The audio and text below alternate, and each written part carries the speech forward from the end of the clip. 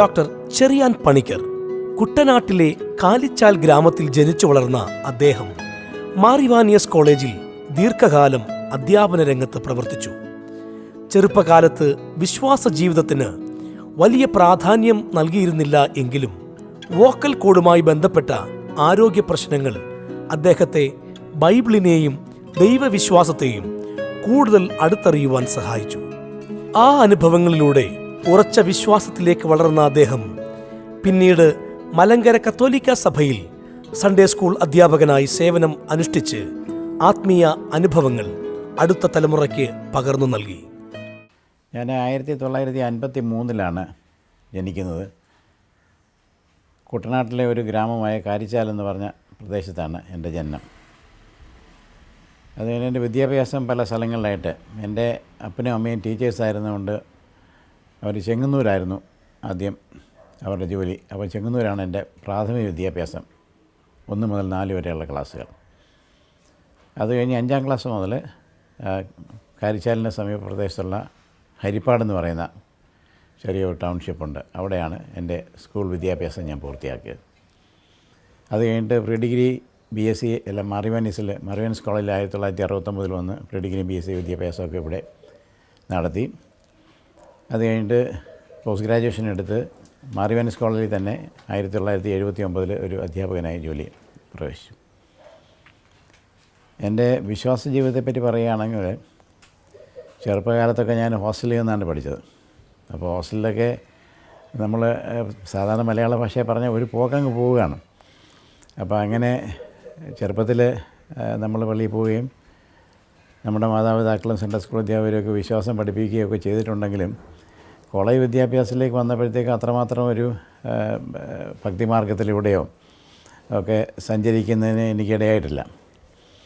കൂട്ടുകാരൊക്കെ അത് കൂടി ഇങ്ങനെയൊക്കെ സിറ്റിയിലെ ജീവിതമൊക്കെ ആസ്വദിച്ച് പള്ളിയിലൊക്കെ പോകും. പക്ഷേ എന്നാലും കാര്യമാത്രമായിട്ടുള്ള ഒരു വിശ്വാസ ജീവിതത്തിലേക്ക് ഞാൻ കടന്നു വന്നിട്ടില്ലായിരുന്നു.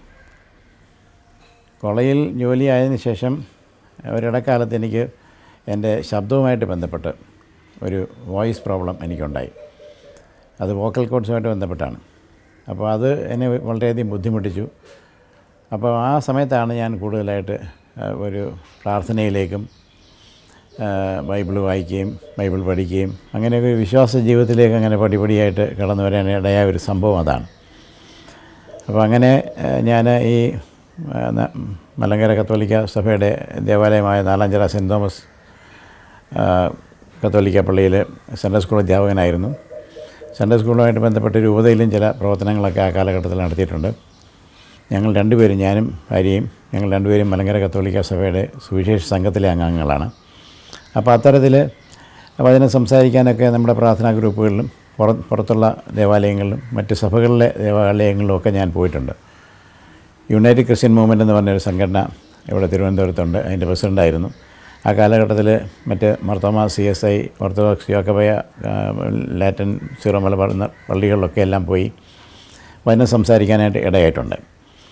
അതുപോലെ YMCA ആയിട്ട് ബന്ധപ്പെട്ട ചില പ്രവർത്തനങ്ങളുണ്ട്. YMCA ബോർഡ് മെമ്പറാണ്. അപ്പോൾ അവിടെയും ഈ പറഞ്ഞ പോലെ എക്യുമെനിക്കൽ സ്ഥലങ്ങളിലൊക്കെ പോയി വചനം സംസാരിക്കാനായിട്ട് എനിക്ക് ഇടയായിട്ടുണ്ട്. അതൊക്കെ വളരെ സന്തോഷത്തോടെ ഞാൻ സ്വീകരിക്കുന്നു, സന്തോഷത്തോടെ ചെയ്യുന്നു. അപ്പോൾ അതാണ് ഇനി എൻ്റെ വിശ്വാസ ജീവിതത്തെപ്പറ്റി എനിക്ക് പറയാനുള്ളത്. പിന്നെ പ്രായം കൂടുന്തോറും നമുക്ക് വിശ്വാസ ജീവിതത്തിലേക്ക് കുറേ കൂടെ നമ്മൾ അടുത്ത് വരുമെന്നുള്ള സ്വാഭാവികമാണ്.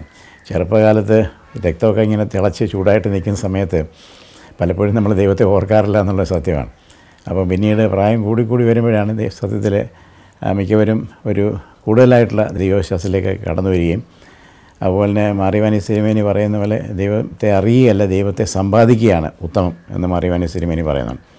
അപ്പോൾ ദൈവത്തെ സമ്പാദിക്കുന്നതിലേക്ക് അത്രമാത്രമൊന്നും ഞാൻ കടന്നു വന്നിട്ടുണ്ടെന്ന് എനിക്കൊരിക്കലും അവകാശപ്പെടാനൊക്കത്തില്ല. ഇപ്പോഴും അത്രമാത്രം ഭയങ്കരമായിട്ടുള്ള തീക്ഷ്ണമായിട്ടുള്ള വിശ്വാസം ഉണ്ടെന്നൊന്നും ഞാൻ അവകാശപ്പെടുകയല്ല. പക്ഷേ എങ്കിലും കുറേ കൂടെ പടിപടിയായിട്ട് വിശ്വാസ ജീവിതത്തിൽ ഉയർന്നു വരാനായിട്ട് ദൈവം അനുവദിച്ചിട്ടുണ്ട്. ഇതെല്ലാം ദൈവത്തിൻ്റെ കൃപയാണ്, നമ്മൾ നേടിയെടുത്തതല്ല. പൗലോസ് തന്നെ പറയുന്നുണ്ട്, ഇതൊന്നും നിങ്ങൾ നേടിയെടുത്തതല്ല, പക്ഷേ ഇതെല്ലാം ദൈവത്തിൻ്റെ ദാനമാണ്. അപ്പോൾ ദൈവത്തിൻ്റെ കൃപ കൊണ്ട് കുറേ കൂടെയൊക്കെ വിശ്വാസ ജീവിതത്തിൽ ഞാൻ ഇങ്ങനെ കഴിഞ്ഞ് നടന്നു പോകുന്നു. കഴിയുന്നിടത്തോളം സ്ഥലങ്ങളിൽ എവിടെ വചനം സംസാരിക്കാൻ ക്ഷണിച്ചാലും പോവും, വചനം സംസാരിക്കും. അതിന് യാതൊരു വിമുഖതയും ഞാൻ കാട്ടാറില്ല.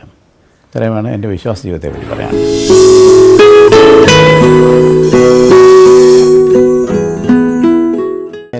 വിഷയവുമായിട്ട് ബന്ധപ്പെട്ട ചില സയൻസ് ടെക്സ്റ്റ് ബുക്സൊക്കെ ഹയർ സെക്കൻഡറി വിദ്യാർത്ഥികൾക്ക് വേണ്ടി നേരത്തെ എഴുതിയിട്ടുണ്ട്.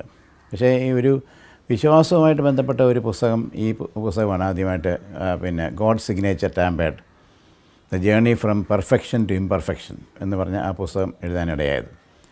അത് ഡൽഹിയിലെ മീഡിയ ഹൗസാണ് പബ്ലിഷ് ചെയ്തത്. ആ പുസ്തകം എഴുതാനുണ്ടായ സാഹചര്യം എന്ന് പറയുന്നത് കോവിഡ് സമയത്ത് നമ്മൾ വീടുകൾക്കകത്ത് അടച്ചിട്ടിരിക്കുന്ന ഒരു സാഹചര്യമായിരുന്നല്ലോ. അപ്പോൾ അങ്ങനെ വന്നപ്പോഴത്തേക്കും നമുക്ക് കാര്യമായിട്ടൊന്നും വേറെ ചെയ്യാനില്ല. അപ്പോൾ അങ്ങനെ വന്നപ്പോഴത്തേക്കും ആണ് ഈ പുസ്തകം എഴുതുന്നത്. ഈ പുസ്തകം തന്നെ കോവിഡിൻ്റെ ഒരു പശ്ചാത്തലത്തിലാണ്. അതിൻ്റെ ബാക്ക്ഗ്രൗണ്ട് എന്ന് പറഞ്ഞാൽ കോവിഡാണ്. അപ്പോൾ കോവിഡ് വന്നപ്പോഴത്തേക്കും മൃഗങ്ങളെല്ലാം കൂടെ ഒരുമിച്ച് കൂടി ഇങ്ങനെ ഒരു വലിയ എപ്പിഡമിക്ക് ലോകത്തിൽ വന്നിരിക്കുന്നു. അപ്പോൾ എന്ത് ചെയ്യണം നമുക്ക് എന്നും പറഞ്ഞുകൊണ്ട് മൃഗങ്ങൾ സംസാരിക്കുകയാണ്. അപ്പോൾ മൃഗങ്ങൾ സംസാരിക്കുമ്പോൾ അവർ ദൈവത്തിൻ്റെ മഹത്വത്തെ പറ്റിയാണ്. അവർക്ക് ഓരോരുത്തർക്കും കിട്ടിയിരിക്കുന്ന വലിയ ദാനമുണ്ട്, അവരുടെ ശരീരത്തിൽ കിട്ടിയിരിക്കുന്ന സവിശേഷമായ ചില കാര്യങ്ങളുണ്ട്. അപ്പോൾ അതിനെപ്പറ്റിയാണ് അവർ സംസാരിക്കുന്നത്. അതോടൊപ്പം തന്നെ അവർ മനുഷ്യൻ്റെ സവിശേഷമായ ചില കാര്യങ്ങൾ, ദൈവം ദാനമായിട്ട് കൊടുത്തിരിക്കുന്ന മനുഷ്യൻ്റെ സവിശേഷമായ കാര്യങ്ങളെപ്പറ്റി, മനുഷ്യൻ വളരെ സുപ്പീരിയർ ആണെന്നുള്ള രീതിയിലൊക്കെ എല്ലാം സംസാരിക്കുന്നുണ്ട്. അപ്പോൾ ആ പുസ്തകം പ്രധാനമായിട്ടും വിശ്വാസത്തിലേക്ക് ആളുകളെ, പ്രത്യേകിച്ചും യുവതലമുറയെ കൊണ്ടുവരുവാനായിട്ട്. ഇപ്പോൾ ഇന്ന് നമുക്കറിയാവുന്നതുപോലെ ധാരാളം എഴുത്തുകാരുണ്ട്. അവർ നിരീശ്വരത്വം പഠിപ്പിക്കുകയും നിരീശ്വരത്വം പ്രോത്സാഹിപ്പിക്കുകയും ചെയ്യുന്ന രീതിയിലുള്ള എഴുത്തുകാരാണ്. പ്രത്യേകിച്ചും കൂടുതൽ ഇംഗ്ലീഷ് ഭാഷയിലുള്ള എഴുത്തുകാരാണ്. അവരെന്തുകൊണ്ടത് ചെയ്യുന്നതെന്ന് ചോദിച്ചു കഴിഞ്ഞാൽ, യൂറോപ്പിലൊക്കെ നിരീശ്വരത്വം ഒത്തിരിയേറെ വേര് പിടിച്ച് ഇരിക്കുന്ന ഒരു സാഹചര്യത്തിൽ വായനക്കാർ കൂടുതലുണ്ടാകണമെങ്കിൽ നിരീശ്വരത്വം വിളമ്പിയേ പറ്റും. അപ്പോൾ അതുകൊണ്ടാണ് അവർ നിരീശ്വരത്വം വിളമ്പുന്നത്. അപ്പോൾ സയൻസിനെ നമുക്ക് അവർ സയൻസ് ഉപയോഗിച്ചുകൊണ്ട് വളരെ സയൻറ്റിഫിക്കായിട്ടൊക്കെയാണ് ആ പുസ്തകങ്ങളിൽ അവർ കാര്യങ്ങൾ എഴുതുന്നത്. അപ്പോൾ അതിന് സ്വാഭാവികമായിട്ടും നമ്മുടെ യുവതലമുറ അത് വായിക്കുമ്പോൾ അവർക്കതിനകത്തിൽ വിശ്വാസം തോന്നും. കാരണം സയൻറ്റിഫിക്കായിട്ട് ആണ് അവർ പറയുന്നത്. അപ്പോൾ സയൻസിനെ നമുക്ക് വിശ്വാസം വളർത്താനും ഉപയോഗിക്കാം, വിശ്വാസത്തെ തളർത്താനും ഉപയോഗിക്കാം. അപ്പോൾ ഇങ്ങനെയുള്ള എഴുത്തുകാർ ചെയ്യുന്നതെന്ന് വെച്ച് കഴിഞ്ഞാൽ അവർ വിശ്വാസത്തെ തളർത്താനായിട്ടാണ് ഒരു സയൻസ് ഉപയോഗിക്കുന്നത്.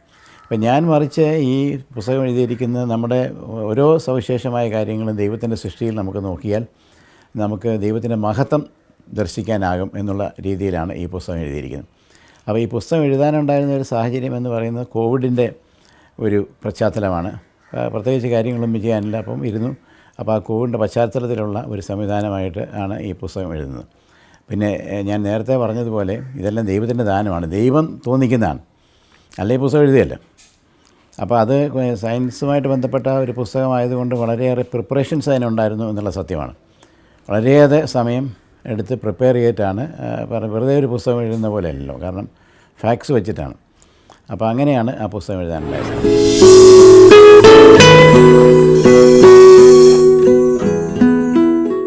മീഡിയ ഹൗസ് എന്ന് പറയുന്ന പബ്ലിഷേഴ്സ് സയൻസ് ആൻഡ് റിലിജിയൻ എന്ന് പറയുന്ന ഒരു കാറ്റഗറിയിലാണ് അവർ പെടുത്തിയിരിക്കുന്നത്. അപ്പോൾ ഞാൻ നേരത്തെ സൂചിപ്പിച്ചതുപോലെ സയൻസിനെ നമുക്ക് വിശ്വാസത്തെ വളർത്താനായിട്ട് ഉപയോഗിക്കാം, വിശ്വാസത്തെ തളർത്താനായിട്ട് ഉപയോഗിക്കാം. ജോബിൻ്റെ പുസ്തകത്തിൽ നമ്മൾ വായിക്കുന്നുണ്ട്, നിങ്ങൾ പ്രകൃതിയിലേക്ക് നോക്കുക, നിങ്ങൾ ആകാശത്തിലെ പറവകളെ നോക്കുക, സമുദ്രത്തിലെ മത്സ്യങ്ങളെ നോക്കുക, അല്ലെങ്കിൽ ഭൂമിയോട് തന്നെ ചോദിക്കുക, ഇവയിൽ ആരാണ് നിങ്ങൾക്ക് പറഞ്ഞു തരാത്തത്? സർവശക്തനായ ദൈവമാണ് ഇവയെല്ലാം സൃഷ്ടിച്ചത് എന്ന് പറയുന്നുണ്ട്. അപ്പോൾ എത്രയോ വർഷങ്ങൾക്ക് മുമ്പ് എഴുതിയൊരു പുസ്തകമാണ്. അപ്പോൾ ആ പുസ്തകത്തിൽ, ജോബിൻ്റെ പുസ്തകത്തിൽ വളരെ വളരെ വ്യക്തമായിട്ട് ജോബ് പറയുകയാണ്. ജോബിൻ്റെ സുഹൃത്തുക്കളോടാണ് ജോബ് പറയുന്നത്. ജോബിന് ഒരുപാട് അനർത്ഥങ്ങൾ ജീവിതത്തിൽ ഉണ്ടായപ്പോഴത്തേക്കും സുഹൃത്തുക്കളൊക്കെ വന്നിട്ട് പറഞ്ഞ് ദൈവമൊന്നുമില്ല, അതൊക്കെ നീ മിഥ്യാബോധമാണെന്നൊക്കെ പറയുമ്പോഴാണ് ജോബ് അവർക്ക് മറുപടിയായിട്ട് പറയുന്നതാണിത്. അപ്പോൾ ബൈബിളിൽ വളരെ വ്യക്തമായിട്ട് പറയുന്നുണ്ട് ദൈവത്തിൻ്റെ സൃഷ്ടിയാണ് ഇതെല്ലാം എന്നുള്ളത്. അപ്പോൾ അത് നമുക്ക് വളരെ വ്യക്തമായിട്ട്, കാരണം നമുക്ക് നമ്മൾ ഭൂമിയിലല്ല, ഈ പ്രപഞ്ചത്തിൽ കാണുന്ന എന്ത് കാര്യങ്ങൾ നമ്മളെടുത്താലും ആ കാര്യങ്ങൾക്കെല്ലാം ഒരു ഡിസൈനുണ്ട്. അപ്പോൾ ആ ഡിസൈൻ ആര് കൊടുത്തു? വളരെ പ്രപഞ്ചത്തെ എടുക്കുക, എന്തുമാത്രം ഇപ്പം പ്രപഞ്ചത്തെ നമ്മൾ എടുത്തു കഴിഞ്ഞാൽ യൂണിവേഴ്സിനൊരു ഡിസൈനുണ്ട്. 200 ബില്യൺ ഗാലക്സികളാണ് നമ്മുടെ ഈ പ്രപഞ്ചത്തിലുള്ളത്. ഏതാണ്ട് 3000 തൊട്ട് 3 ലക്ഷം ലൈറ്റ് ഇയേഴ്സ് വേണം ഈ ഒരറ്റം മുതൽ മറ്റേ അറ്റം വരെ ഈ യൂണിവേഴ്സിൽ നമുക്ക് സഞ്ചരിക്കണമെങ്കിൽ. അപ്പോൾ അത്രമാത്രം ബൃഹത്തായ ഒരു യൂണിവേഴ്സ്. അപ്പോൾ അതിനെല്ലാം ഒരു ഡിസൈൻ, ആ ഡിസൈനിൻ്റെ പുറകിൽ ആരാണുള്ളത്?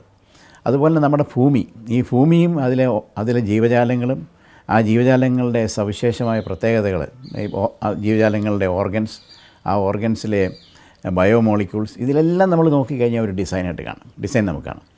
അപ്പോൾ ഭൂമിയെ തന്നെ നമുക്ക് എടുക്കാം. ഭൂമി എടുത്തു കഴിഞ്ഞാൽ ഇപ്പോൾ ഭൂമിയുടെ സൈസ് ഇപ്പോൾ ഭൂമി ഇപ്പം മെർക്കുറിയുടെ സൈസ് ആണെന്നുണ്ടെങ്കിൽ വളരെ ചെറുതാണ്, അതിൻ്റെ ഗ്രാവിറ്റേഷണൽ ഫോഴ്സ് വളരെ കുറവായിരിക്കും. അതേപോലെ തന്നെ ആ ഭൂമി എന്ന് പറയുന്നത് ഒരു വളരെ തണുത്തുറഞ്ഞ ഒരു ഗ്രഹമായിട്ട് മാറിയേനെ. അതേപോലെ തന്നെ ഇപ്പം വളരെ വലിയ പ്ലാനറ്റ്സ് നമ്മുടെ സൗരയൂഥത്തിലുണ്ട്. അപ്പോൾ ഫോർ എക്സാമ്പിൾ ജൂപ്പിറ്റർ എടുക്കുക. അപ്പോൾ ജൂപ്പിറ്ററിൻ്റെ അത്രയും സൈസാണ് ഭൂമിക്ക് ഉണ്ടായിരുന്നെങ്കിൽ ഏതാണ്ട് 20 മുതൽ 30% വരെ ഗുരുത്വാകർഷണ ശക്തി കൂടുതലായിരിക്കും. അപ്പോൾ അങ്ങനെ വരുമ്പോഴത്തേക്കും നമുക്ക് ഒരു ദിവസം ഒരു ചെരുപ്പ് വേണ്ടി വരും ഭൂമി നടക്കാനായിട്ട്. അപ്പോൾ ജീവജാലങ്ങൾക്കൊന്നും പറക്കാനൊക്കെയില്ല, ജീവജാലങ്ങൾക്ക് കുതിച്ച് ചാടാനൊക്കെയില്ല. അപ്പോൾ അതേപോലെ തന്നെ മഴയെന്ന് പറയുന്ന പ്രതിഭാസം തന്നെ കാണത്തില്ല. മഴ വന്നു കഴിഞ്ഞാൽ മഴത്തുള്ളികളൊക്കെ വീണ് കഴിഞ്ഞാൽ തന്നെ ഇലകളൊക്കെ എല്ലാം പൊഴിഞ്ഞ് താഴെ പോകും. അത്രമാത്രം ഗുരുത്വാകർഷണ ശക്തി. അതുപോലെ തന്നെ വാട്ടർ ടേബിളൊക്കെ വളരെ താഴെയായിരിക്കും. അപ്പം നമ്മൾക്ക് ലൈഫ് ഭൂമിയിൽ നിലനിൽക്കാനായിട്ട് ഏറ്റവും അനുയോജ്യമായ ഒരു സൈസ് ഭൂമിക്ക്, അതിന് സൂര്യനിൽ നിന്നുള്ള അകലം, പിന്നെ അതുപോലെ തന്നെ ഭൂമിയിലെ നമ്മുടെ ഈ ഗ്യാസസിൻ്റെ ഇത് അളവ് നമ്മൾ നോക്കിയാൽ നമ്മുടെ അറ്റ്മോസ്ഫിയറിൽ ഏതാണ്ട് 21% ഓക്സിജൻ, 78% നൈട്രജനാണ്, ബാക്കി 1% കാർബൺ ഡൈ ഓക്സൈഡ്, മറ്റ് വാതകങ്ങളെല്ലാം. അപ്പോൾ ഈ ഓക്സിജൻ തന്നെ 21% എന്ന് പറയുന്നത് നേരെ ഇരട്ടിയാണെന്നുണ്ടെന്നുണ്ടെങ്കിൽ ജീവജാലങ്ങളുടെ, പ്രത്യേകിച്ചും മൃഗങ്ങളുടെയും മനുഷ്യൻ്റെയൊക്കെ അകത്തുള്ള ഇന്നർ ഇയർ ബേസ്റ്റ് ചെയ്യും, പൊട്ടിപ്പോവും. അതേപോലെ തന്നെ ഇപ്പം ഈ ഓക്സിജൻ്റെ കണ്ടൻറ്റ് കൂടുകയാണെന്നുണ്ടെങ്കിൽ, ഇപ്പോൾ സാധാരണ ഈ കുഞ്ഞുങ്ങൾക്ക് വരുന്ന ഒരു അസുഖമുണ്ട്, പ്രിമച്യൂറായിട്ട് ജനിക്കുന്ന കുഞ്ഞുങ്ങൾക്ക് അവർക്ക് വരുന്ന ഒരു അസുഖമുണ്ട്. അപ്പോൾ ആ അസുഖം റെറ്റിനോപ്പതി എന്ന് പറഞ്ഞ അസുഖമാണ്. റെറ്റിനോപ്പതി ഓഫ് പ്രിമച്യൂരിറ്റി എന്നാണ് അസുഖത്തിൻ്റെ പേര്. അത് വരുന്നത് എന്തുകൊണ്ടാണെന്ന് വെച്ച് കഴിഞ്ഞാൽ ഓക്സിജൻ ഇപ്പം പ്രിമച്യൂറായിട്ട് മാസം തികയാതെ ജനിക്കുന്ന കുഞ്ഞുങ്ങളെ സംബന്ധിച്ചിടത്തോളം അവർക്ക് ഓക്സിജൻ സപ്ലൈ കൊടുക്കും ആർട്ടിഫിഷ്യലായിട്ട്. അപ്പോൾ ഈ ഓക്സിജൻ സപ്ലൈ കൊടുക്കുമ്പോഴത്തേക്ക് അത് കൂടിപ്പോയി കഴിഞ്ഞാൽ അവരുടെ റെറ്റിന പിന്നെ കരിഞ്ഞു പോകും. അപ്പോൾ ഓക്സിജൻ കണ്ടൻറ്റ് ഞാൻ പറഞ്ഞപ്പോൾ 21% നിജപ്പെടുത്തിയിരിക്കുന്നത്. ഓക്സിജൻ കണ്ടൻറ്റ് കൂടിയാൽ പിന്നെ വേറൊരു കാര്യം, ഭൂമിയിൽ വളരെയധികം സാധ്യതയാണ് തീപിടുത്തം ഉണ്ടാകാനായിട്ട്. ഇപ്പം തന്നെ എന്തുമാത്രം സ്ഥലങ്ങളിലാണ് തീപിടുത്തം ഉണ്ടാകുന്നത്, എന്തുമാത്രം ഫോറസ്റ്റ് കത്തി നശിക്കുന്നു. അപ്പോൾ കുറേ കൂടെ കൂടുതലാണ് അറ്റ്മോസ്ഫിയറിൽ ഓക്സിജൻ കണ്ടൻറ്റ് എന്ന് പറഞ്ഞു കഴിഞ്ഞാൽ ഫോറസ്റ്റ് ഫയേഴ്സും അതേപോലെ fires will be very common, വളരെ സാധാരണമായിരിക്കും. അപ്പം ഇതെല്ലാം നമ്മൾ നോക്കി, ഇതെല്ലാം ഒരു സാധാരണ ഒരു സംഭവം എന്ന് പറയുന്നത് നമ്മൾ അതിനെ അങ്ങനെ കാണാതെ ദൈവം ഇതെല്ലാം നിജപ്പെടുത്തിയിരിക്കുന്നു. നൈട്രജൻ എടുക്കുക, നൈട്രജനാണ് നമ്മളുടെ ശരീരത്തിലുള്ള പ്രോട്ടീൻസ്, അതേപോലെ തന്നെ DNA, RNA ഇങ്ങനെയുള്ള സാധനങ്ങളെല്ലാം നൈട്രജൻ ഒരു കമ്പോണൻ്റാണ്. അപ്പോൾ ഈ ഭൂമിയിൽ നൈട്രജനും ഓക്സിജനും ഈ മറ്റ് വാതകങ്ങൾ, ഇപ്പം കാർബൺ ഡൈ ഓക്സൈഡ് കൂടുമ്പോഴാണ് ഭൂമി ചൂട് കൂടുന്നു. ഇപ്പോൾ 2030 ആകുമ്പോഴത്തേക്കും ഇൻഡസ്ട്രിയൽ ഏജിന് ശേഷം 1.5 ഡിഗ്രി കൂടുതൽ സെൻറ്റിഗ്രേഡിലേക്ക് പോയി കഴിഞ്ഞാൽ വലിയ പിന്നെ അനർത്ഥങ്ങൾ ഭൂമിയിലുണ്ടാകും എന്നുള്ളതാണ്. അപ്പോൾ അതുകൊണ്ടാണ് 2030 മുമ്പ് ഈ 1.5% കൂടുതൽ കാർബൺ ഡൈ ഓക്സൈഡിൻ്റെ കണ്ടൻറ്റ് കൂടാൻ അനുവദിച്ചുകൂടാ എന്ന് ലോകരാഷ്ട്രങ്ങൾ തീരുമാനിച്ച്, അങ്ങനെയാണ് ഇപ്പം നമ്മുടെ എല്ലാം ഈ ഫോസിൽ ഫ്യൂവൽസിൻ്റെ അതിൻ്റെ ബേണിംഗ് ഒക്കെ എല്ലാം നമ്മൾ കുറച്ച് നിർത്തിയിരിക്കുന്നത്. അപ്പോൾ ദൈവം ഇതെല്ലാം വളരെ കൃത്യമായിട്ട് ക്രമീകരിച്ചിട്ടുണ്ട്. എൻ്റെ പുസ്തകത്തിൽ പറഞ്ഞിരിക്കുന്നത് the journey from perfection to imperfection എന്ന് പറഞ്ഞു കഴിഞ്ഞാൽ, ഇപ്പോൾ carbon dioxide content particular ഇതായിട്ട് ദൈവം നിജപ്പെടുത്തിയിട്ടുണ്ടായിരുന്നു. അത് നമ്മൾ ക്രമാതീതമായിട്ട് കൂട്ടിയപ്പോഴത്തേക്കും ഭൂമിയിൽ ചൂട് വളരെയധികം വർദ്ധിച്ചു. ഇപ്പോൾ 2030 ആകുമ്പോഴത്തേക്ക് 1.5% മേളിലേക്ക് ഡിഗ്രി സെൻറ്റിഗ്രേഡ് പോവുകയാണെന്നുണ്ടെങ്കിൽ ഈ ഹിമാലയത്തിലും മറ്റു സ്ഥലങ്ങളിലൊക്കെയുള്ള ഐസെല്ലാം ഉരുകി കടലിൻ്റെ ജലത്തിൻ്റെ ഉയരം വളരെ വർദ്ധിക്കുകയും അങ്ങനെ ഒരുപാട് വലിയ നാശനഷ്ടങ്ങൾ അല്ലെങ്കിൽ അനർത്ഥങ്ങൾ ഭൂമിയിലുണ്ടാകാൻ സാധ്യതയുണ്ട്. അപ്പം ഞാൻ പറഞ്ഞത് ദൈവം ഇതെല്ലാം ഒരു പ്ലാനോട് കൂടിയാണ്, ഒരു പദ്ധതിയോട് കൂടിയാണ്, ഒരു പ്ലാനിംഗ് ഉണ്ട്, ഒരു ഡിസൈനുണ്ട്. ആ ഡിസൈനെ പറ്റിയാണ് സംസാരിച്ചത്. അപ്പോൾ ഡിസൈനെ പറ്റിയാണ് ഈ പ്രധാനമായിട്ടും ഈ പുസ്തകത്തിൽ മുഴുവൻ സംസാരിച്ചിരിക്കുന്നത്, ഡിസൈനിനെ പറ്റിയാണ്. ഇപ്പോൾ മനുഷ്യനിലേക്ക് വന്നു കഴിഞ്ഞാൽ, ഇനി നമുക്ക് കൂടുതൽ സമയമില്ല തന്നെ മനുഷ്യനിലേക്ക് വരാം.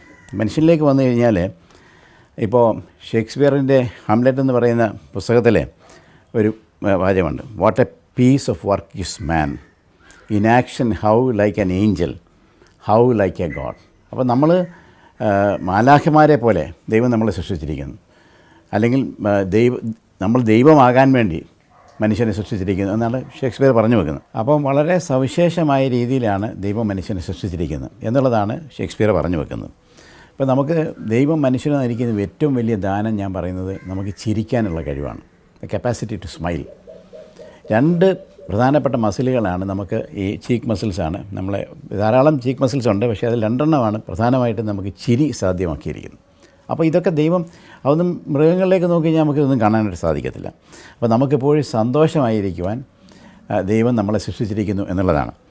അപ്പോൾ ഇനിയും മറ്റു കാര്യങ്ങളിലേക്ക് പോയി കഴിഞ്ഞാൽ ഇപ്പോൾ നമ്മുടെ ബ്രെയിൻ, നമ്മുടെ തലച്ചോറിൽ ഈ അപ്പർ ബ്രെയിൻ എന്ന് പറഞ്ഞ ഒരു പാർട്ടുണ്ട്. അതിനെ വിളിക്കുന്നത് ന്യൂ ബ്രെയിൻ എന്നാണ്. എന്തുകൊണ്ടാണ് അതിനെ ന്യൂ ബ്രെയിൻ എന്ന് വിളിക്കുന്നത്? അത് ഈ പരിണാമത്തിൽ വളരെ പിന്നീട് വന്ന ഒരു സംവിധാനമായതുകൊണ്ട്. ഇപ്പം സഭയെല്ലാം പരിണാമം എന്ന് പറയുന്ന ആ പ്രക്രിയയെ നമ്മൾ അംഗീകരിച്ചിരിക്കുകയാണ്. കത്തോലിക്ക സഭയൊക്കെ അംഗീകരിച്ചു.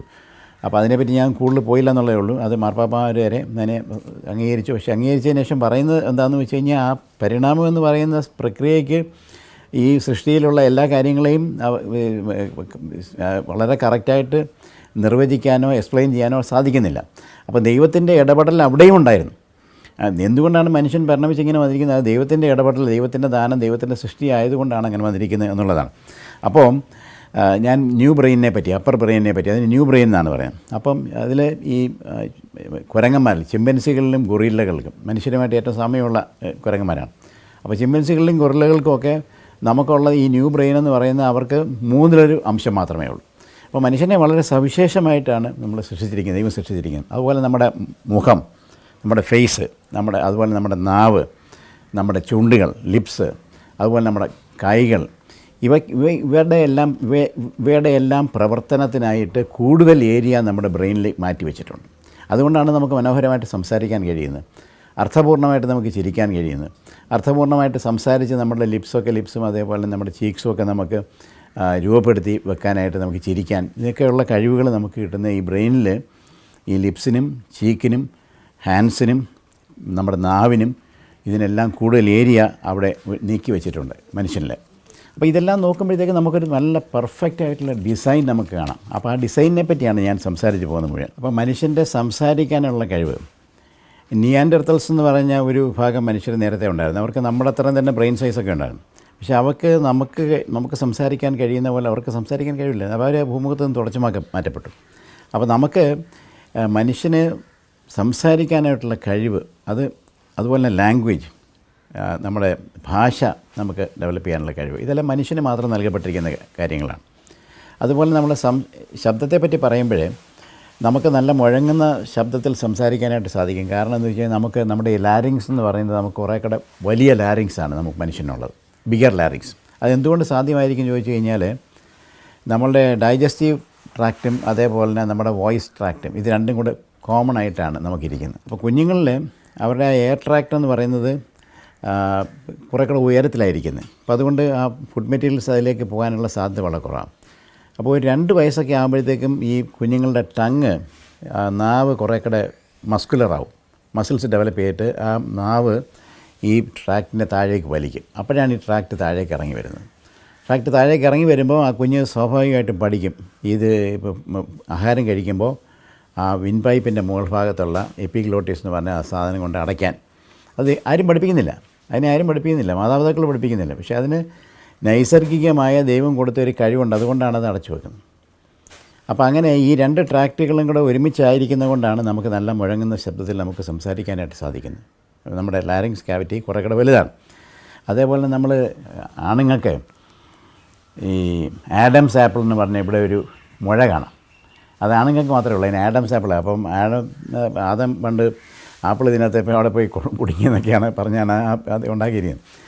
അതെന്താണെന്ന് വെച്ച് കഴിഞ്ഞാൽ നമ്മുടെ ലാരിങ്സ് കുറേ കൂടെ വലുതാണ്. അവിടെ ആ കാർട്ടിലേജ് കുറേ കൂടെ വലിയ കാർട്ടിലേജാണ്. കുറേ കൂടെ സ്പേസ് കൊടുക്കാൻ വേണ്ടി കാർട്ടിലേജ് കുറേ കൂടെ പുറത്തേക്ക് ഇങ്ങനെ തള്ളി നിൽക്കും.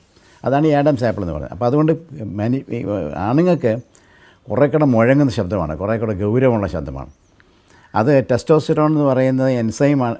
ടെസ്റ്റോസ്റ്റിറോൺ എന്ന് പറഞ്ഞ ഹോർമോൺ, എൻസൈമല്ല, ടെസ്റ്റോസ്റ്റിറോൺ എന്ന് പറഞ്ഞ ഹോർമോണാണ് സത്യത്തിൽ ഈ ലാരിങ്സ് കുറേ കൂടെ വലുതാകാനും അതേപോലെ തന്നെ ഈ കാർട്ടിലേജ്, ലാരിങ്സിൻ്റെ അവിടെയുള്ള കാർട്ടിലേജ് പുറത്തേക്ക് ഇങ്ങനെ വികസിച്ച് നിൽക്കാനും ഒക്കെ അതിനെ സഹായിക്കുന്ന ഈ ടെസ്റ്റോസ്റ്റിറോൺ. അപ്പോൾ അവിടെ മനുഷ്യൻ്റെ സൃഷ്ടിയിലൊരു വലിയ കാര്യം നമുക്ക് കാണാം. ഇപ്പോൾ മനുഷ്യൻ കാട്ടിലാണ് ജനിച്ചു വീണത്. അപ്പോൾ കാട്ടിൽ ജനിച്ചു വീണത് മറ്റ് വന്യമൃഗങ്ങളുമൊക്കെ ആയിട്ട് അവർ എപ്പോഴും പിന്നെ വഴക്കിടുമ്പോൾ, മല്ലിടുമ്പോൾ, അല്ലെങ്കിൽ അവരുമായിട്ട് യുദ്ധം ചെയ്യുമ്പോൾ ഈ വല്ല മുഴങ്ങുന്ന ശബ്ദം ഉണ്ടെന്നുണ്ടെങ്കിൽ അവനൊന്ന് പേടിക്കും. അപ്പോൾ എപ്പോഴും പുരുഷന്മാരാണ് ഈ സ്ത്രീകളെയും കുഞ്ഞുങ്ങളെയൊക്കെ കാത്ത് പരിപാലിക്കുക, അവരെ പ്രൊട്ടക്റ്റ് ചെയ്യുന്ന ഒരു ചുമതല ഈ പുരുഷന്മാർക്കാണ്, ആണുങ്ങൾക്കാണ്. അപ്പോൾ അവർക്ക് നല്ല മുഴങ്ങുന്ന ശബ്ദം ഉണ്ടെങ്കിൽ സ്വാഭാവികമായിട്ടും നമുക്ക് കാട്ടിലൊക്കെ ഈ വന്യമൃഗങ്ങളെയൊക്കെ ഒരു പരിധിവരെ നമുക്ക് അത് തടഞ്ഞു നിർത്താൻ പറ്റും നമ്മുടെ ശബ്ദം കൊണ്ട് തന്നെ. അപ്പോൾ ഇങ്ങനെ നമ്മൾ പല കാര്യങ്ങളെപ്പറ്റി നോക്കിയാലും വളരെയധികം സവിശേഷതകൾ അല്ലെങ്കിൽ ഒരു ഡിസൈൻ കാണാം. അപ്പോൾ ഞാൻ മുമ്പേ പറഞ്ഞതുപോലെ നമ്മുടെ നാവ്, നമ്മുടെ ചുണ്ടുകൾ, ഇതിനെല്ലാം നമുക്ക് ഒരു ബിഗർ ഏരിയ നമുക്ക് ബ്രെയിനിൽ തന്നിട്ടുണ്ട്. അപ്പോൾ അതുകൊണ്ടാണ് നമുക്ക് സംസാരിക്കാൻ കഴിയുന്നത്. നമ്മുടെ സംസാരം ഞാൻ മുമ്പേ പറഞ്ഞതുപോലെ ഈ എയർ ട്രാക്റ്റും അതേപോലെ തന്നെ ഡൈജസ്റ്റീവ് ട്രാക്റ്റും കൂടി ഒരുമിച്ച് ബിഗറായിരിക്കുന്നതുകൊണ്ടാണ് ലാരിങ്സ് ഉണ്ടായിരിക്കുന്നത്. അപ്പോൾ ലാരിങ്സ് വലുതായിരിക്കുന്നത്. അപ്പോൾ ഇതെല്ലാം ദൈവത്തിൻ്റെ ഒരു ദാനം, ദൈവത്തിൻ്റെ ഡിസൈനാണ് നമുക്ക് കാണാൻ സാധിക്കും. അപ്പോൾ അതിലൂടെ നമുക്ക് വിശ്വാസം കാണാൻ പറ്റും. അപ്പോൾ ജോബിൻ്റെ പുസ്തകത്തിൽ പറഞ്ഞിരിക്കുന്നത്, നിങ്ങൾ പ്രകൃതിയിലേക്ക് നോക്കുക, നിങ്ങൾ മത്സ്യങ്ങളോട് ചോദിക്കുക, നിങ്ങൾ ആകാശത്തിലെ പറവകളോട് ചോദിക്കുക, ഇവയിൽ ആരാണ് പറഞ്ഞു തരാത്തത്? നിങ്ങൾക്ക് ദൈവമാണ് ഇവയെല്ലാം സൃഷ്ടിച്ചത്. അപ്പോൾ ഞാൻ പറഞ്ഞു വരുന്ന കാര്യം ഇത്രയേ ഉള്ളൂ. നമുക്ക് സൃഷ്ടിയിലേക്ക് നോക്കിയാൽ, നമ്മളെ തന്നെ നോക്കിയാൽ, നമ്മുടെ സവിശേഷതകളിലേക്ക് നോക്കിയാൽ ദൈവം നമ്മളെ മനോഹരമായിട്ട് സൃഷ്ടിച്ചിരിക്കുന്നു എന്നുള്ളത് കാണാൻ സാധിക്കും എന്നുള്ളതാണ് പറഞ്ഞു വരുന്നത്. ഇനി നമുക്ക് റെഡ് ബ്ലഡ് കോർപ്പസൽസിലേക്ക് വരാം. ചുവന്ന രക്താണുക്കൾ, ശ്വേത രക്താണുക്കൾ എന്ന് പറയും. അപ്പോൾ ഈ ചുവന്ന രക്താണുക്കളിലുള്ള ഹീമോഗ്ലോബിൻ മോളിക്യൂള് ഓക്സിജൻ കൊണ്ടുപോകുക എന്നുള്ളതാണ് അതിൻ്റെ ചുമതല. അപ്പോൾ ഈ റെഡ് ബ്ലഡ് കോർപ്പസിൽ നമ്മൾ നോക്കി കഴിഞ്ഞാൽ അതിന് ആ സെല്ലിനും ആ കോശത്തിനും ശ്വസിക്കണം. ഈ റെഡ് ബ്ലഡ് കോർപ്പസിൽ എന്ന് പറയുന്ന അതിന് ഊർജ്ജം വേണമെങ്കിൽ അത് ശ്വസിക്കണം. അതിൻ്റെ ശ്വസന പ്രക്രിയയിൽ ഓക്സിജൻ എന്ന് പറയുന്ന സാധനം ഉപയോഗിക്കുന്നില്ല. ഓക്സിജൻ ഉപയോഗിച്ച് കഴിഞ്ഞാൽ, കാരണം ഇതിൻ്റെ ജോലി ഓക്സിജൻ കൊണ്ടുപോകുക എന്നുള്ളതാണ്. അപ്പോൾ പോകുന്ന വഴിക്ക് ഇത് ഓക്സിജൻ ഉപയോഗിച്ച് ശ്വസിച്ച് കഴിഞ്ഞാൽ ഈ കോശങ്ങളിലേക്ക്, നമ്മുടെ ടിഷ്യൂസിലേക്ക് അതിന് ഓക്സിജൻ കൊണ്ടുപോകാൻ സാധിക്കത്തില്ല. അപ്പോൾ ദൈവം അതിനെ മനോഹരമായിട്ട് സൃഷ്ടിച്ചിരിക്കുകയാണ്. അതിന് വേറൊരു മെക്കാനിസം കൊടുത്തിരിക്കുകയാണ് ശ്വസിക്കാൻ. അതിന് നമ്മൾ ഇംഗ്ലീഷിൽ അനൈറോബിക് എന്ന് പറയും, ഓക്സിജൻ ഉപയോഗിക്കാതെയുള്ള ശ്വസനം. അപ്പോൾ ഞാൻ പറഞ്ഞ ഇതിലെല്ലാം നമുക്കൊരു ഡിസൈൻ കാണാൻ സാധിക്കും. അതുപോലെ തന്നെ ഒരു ചുവന്ന രക്താണുവിൻ്റെ ജീവിത കാലം എന്ന് പറയുന്നത് 120 ദിവസമാണ്. 100 ദിവസം കഴിയുമ്പോഴത്തേക്ക് അത് ശരീരത്തിൽ തന്നെ അതിനെ വിഘടിക്കപ്പെടും. അത് സ്പ്ലീൻ എന്ന് പറയുന്ന നമ്മുടെ ഓർഗനകത്തിൽ കൂടെ വളരെ വളരെ ഞെരുക്കമുള്ള ക്യാപ്പിലറീസിനകത്തിൽ കൂടെയാണ് ഇതിനെ കടത്തിവിടുന്നത്. കടത്തിവിടുമ്പോൾ പ്രായമായതും അതേപോലെ തന്നെ വീക്കായിട്ടുള്ളതും എല്ലാം പൊട്ടിപ്പോവും. അങ്ങനെ അതിനെ നശിപ്പിക്കുന്നത്. അപ്പോൾ ഈ പൊട്ടിപ്പോയി കഴിയുമ്പോഴത്തേക്ക് ഇതിൻ്റെ അയണുണ്ട്, അതിൻ്റെ അയൺ കണ്ടൻറ്റുണ്ട്. ആ അയൺ കണ്ടൻറ്റിനെ എല്ലാം കൂടെ ലിവറിലേക്ക് കൊണ്ടുപോയി പിന്നെ അതിനെ പ്രോസസ്സ് ചെയ്ത് അതിനെ പിന്നെയും പുതിയ രക്താണുക്കൾ ഉണ്ടാക്കാനായിട്ട് ഉപയോഗിക്കുകയാണ്. അപ്പോൾ ദൈവം എത്ര മനോഹരമായിട്ടാണ് ആ 85% അയണും നമ്മുടെ ഇങ്ങനെ വിഘടിക്കപ്പെടുന്ന 85% അയണും പിന്നെയും പുതിയ രക്താണുക്കൾ ഉണ്ടാക്കാനായിട്ട് ഉപയോഗിക്കുകയാണ്. അപ്പോൾ ഞാൻ പറഞ്ഞ ഇതിലെല്ലാം ഒരു ഡിസൈനുണ്ട്. ഒരു ഡിസൈൻ നമുക്ക് കാണാനായിട്ട് ആ ഡിസൈനാണ് ശാസ്ത്രജ്ഞന്മാർ പറയും അതിന് ഇൻ്റലിജൻറ്റ് ഡിസൈൻ എന്ന് പറയും. നമ്മൾ പറയും അത് ദൈവത്തിൻ്റെ ഡിസൈൻ എന്ന് പറയും, ഗോഡ്സ് ഡിസൈൻ. ചിലർ മാസ്റ്റർ ഡിസൈനർ എന്ന് പറയും ഗോഡിനെ. അപ്പോൾ നമ്മൾ പറയുന്നത് ദൈവം ഒരു മാസ്റ്റർ ഡിസൈനറാണ്. അപ്പോൾ ദൈവത്തിൻ്റെ ഡിസൈൻ, ദൈവത്തിൻ്റെ ഒരു പ്ലാൻ, പദ്ധതി ഇതിലെല്ലാം നമുക്ക് കാണാനായിട്ട് സാധിക്കും. ഇനി ഈ രക്താണുക്കളുടെ കളറ്, നമ്മുടെ രക്തത്തിൻ്റെ കളറ് തന്നെ ചുവന്ന എന്തുകൊണ്ടാണ് രക്തത്തിന് ചുവന്ന നിറം കൊടുത്തിരിക്കുന്നത്? ഈ നീല നിറമുള്ള രക്തമുള്ള ജീവജാലങ്ങളുണ്ട് ഭൂമിയിൽ. നമുക്ക് ചുവന്നതാണ് ധരിക്കുന്നത്. ചുവന്നത് എപ്പോഴും ഡേഞ്ചറിൻ്റെ ഒരു സൂചനയാണ്. അപ്പോൾ നമ്മുടെ കൈ മുറിഞ്ഞാൽ ഉടനെ തന്നെ ചുവന്ന, നമുക്ക് നമ്മുടെ ശരീരത്തിലോ നമ്മുടെ വസ്ത്രങ്ങളിലോ ഒക്കെ ചുവപ്പ് പറ്റിയിരിക്കുന്നത് കാണുമ്പോഴത്തേക്ക് ഉടനെ നമ്മൾ മനസ്സിലാക്കുന്നത് നമ്മുടെ കൈ മുറിഞ്ഞിട്ടുണ്ട്. അപ്പോൾ അതൊരു പ്രൊട്ടക്റ്റീവ് സൈനാണ് ആ കളറ് തന്നെ. അപ്പോൾ ഇങ്ങനെ നമ്മൾ എന്തിനെപ്പറ്റി നമ്മൾ ചിന്തിച്ചാലും നമുക്ക് അവിടെ എല്ലാം ദൈവത്തിൻ്റെ ഒരു വലിയ ഡിസൈൻ നമുക്ക് കാണാം. ഇനിയും ഈ രക്തം, നമ്മുടെ ബ്ലഡ് സർക്കുലേറ്ററി സിസ്റ്റത്തിന് സമാന്തരമായിട്ട് നമുക്ക് ലിംഫാറ്റിക് സിസ്റ്റം എന്ന് പറഞ്ഞൊരു സിസ്റ്റമുണ്ട്. അതാണ് നമുക്ക് രോഗപ്രതിരോധ ശക്തി തരുന്നത്. അപ്പോൾ ഈ ലിംഫ് നമ്മുടെ ശരീരത്തിലെ രക്തക്കുഴലുകൾ പോകുന്ന പോലെ തന്നെ നമ്മുടെ എല്ലാ ഭാഗങ്ങളിലേക്കും ഭാഗങ്ങളിലേക്ക് ഈ ലിംഫ് പോകുന്നുണ്ട്. പക്ഷേ ഈ ലിംഫിന് ഒരു പമ്പിങ് ഓർഗനില്ല. നമുക്ക് ഹാർട്ടെന്ന് പറഞ്ഞൊരു പമ്പിങ് ഓർഗനുണ്ട്, രക്തം പമ്പ് ചെയ്യാൻ. പക്ഷേ ലിംഫിനൊരു പമ്പിങ് ഓർഗനില്ല. ഈ ലിംഫ് വെസൽസ് എന്ന് പറയുന്നത് നമ്മുടെ മസിൽസിന് ചുറ്റും ഇങ്ങനെ ചുറ്റി ചെയ്യാണ് ഈ ലിംഫ് വെസൽസ് എല്ലാം പോകുന്നത്. അത് നമ്മുടെ മസിൽസ് വർക്ക് ചെയ്യുമ്പോൾ, നമ്മൾ നടക്കുമ്പോൾ, നമ്മൾ ചാടുമ്പോൾ, നമ്മൾ ഓടുമ്പോൾ, ഇങ്ങനെ നമ്മൾ എന്തെല്ലാം ജോലികൾ നമ്മൾ ചെയ്യും. ഇപ്പോൾ ഞാൻ എൻ്റെ കൈ ഇങ്ങനെ പൊക്കുമ്പോഴും ആ ലിംഫ് വെസൽസിൽ കൂടെ ലിംഫ് ഇങ്ങനെ മൂവ് ചെയ്യാനായിട്ട് സഹായിക്കും. കാരണം നമ്മുടെ മസിൽസ് മൂവ് ചെയ്യുന്നുണ്ട്. അപ്പോൾ ലിംഫ് മൂവ് ചെയ്യുന്നത് നമ്മുടെ മസിൽസ് മൂവ് ചെയ്യുന്നതനുസരിച്ചാണ്. അപ്പോൾ അതുകൊണ്ടാണ് നമ്മൾ പറയുന്ന പ്രായമായ ആളുകളാണെങ്കിലും എപ്പോഴും ഒരിക്കലും ഒരേ സ്ഥലത്ത് ഇരിക്കുകയും കിടക്കുകയൊക്കെ ചെയ്തു കഴിഞ്ഞാൽ നമ്മുടെ ഇമ്മ്യൂണിറ്റി നഷ്ടപ്പെടും. അപ്പോൾ ദൈവം വളരെ മനോഹരമായിട്ടാണ് ഈ ലിംഫിനെയും അത് ലിംഫ് എങ്ങനെ ശരീരത്തിൽ കൂടി ഓടണം. അപ്പോൾ ലിംഫ് ഓടുന്നത് ഈ മസിൽസിൻ്റെ മൂവ്മെൻറ്റ് കൊണ്ടാണ്. മസിൽസിന് ചുറ്റുമാണ് ലിംഫ് വെസൽസ് ഇങ്ങനെ ചുറ്റി പോകുന്നത്. അതുപോലെ ഏറ്റവും മേജറായിട്ടുള്ള ലിംഫ് വെസൽ ചുറ്റിയിരിക്കുന്നത് നമ്മുടെ ഹൃദയത്തിൽ നിന്ന് പോകുന്ന അയോർട്ട എന്ന് പറയുന്ന ബ്ലഡ് വെസലിൻ്റെ ചുറ്റുമാണ്. അപ്പോൾ അവിടെ ഡിസൈൻ കാണാം. ആ ലിംഫ് വെസലിന് വേറെ ഏതിലേക്കാണെങ്കിലും പോകാമായിരുന്നു. പക്ഷേ ഇത് അയോർട്ടയുടെ ചുറ്റുമാണ് ചുറ്റി പോകുന്നത്. അപ്പോൾ ഈ ഹാർട്ട് ഇങ്ങനെ രക്തം ഇങ്ങനെ പമ്പ് ചെയ്യുമ്പം ഈ അയോട്ട ഇരുന്ന് മൂവ് ചെയ്യും. അയോട്ട മൂവ് ചെയ്യുമ്പം ഈ മേജർ ലിംഫസിലും ഇങ്ങനെ മൂവ് ചെയ്ത് അതിനകത്തിലുള്ള ലിംഫും കൂടെ മൂവ് ചെയ്ത് പോകും. അപ്പോൾ അങ്ങനെയാണ് നമുക്ക് രോഗപ്രതിരോധ ശക്തി. അപ്പോൾ ലിംഫ് ശാസ്ത്രജ്ഞന്മാർ പറയുന്നത് എന്താണെന്ന് വെച്ചാൽ അവർ ഉപയോഗിക്കുന്നത് ലിംഫ് ബേസ് ദ ടിഷ്യൂസ്, നമ്മുടെ ടിഷ്യൂസിനെയെല്ലാം നമ്മുടെ കോശങ്ങളെല്ലാം ഇങ്ങനെ കുളിപ്പിച്ച് നിർത്തുക എന്ന് പറയും. അപ്പോൾ അതുകൊണ്ടാണ് നമുക്ക് രോഗപ്രതിരോധ ശക്തി ഉള്ളത്. അപ്പോൾ അതിനൊരു പമ്പിങ് ഓർഗൻ ഇല്ല, അതിന് പകരം ആ മസിൽസിൻ്റെ ആ ശക്തി ഉപയോഗിച്ചിട്ടാണ് അത് പമ്പ് ചെയ്ത് പല സ്ഥലങ്ങളിലേക്ക് പോകുന്നത്.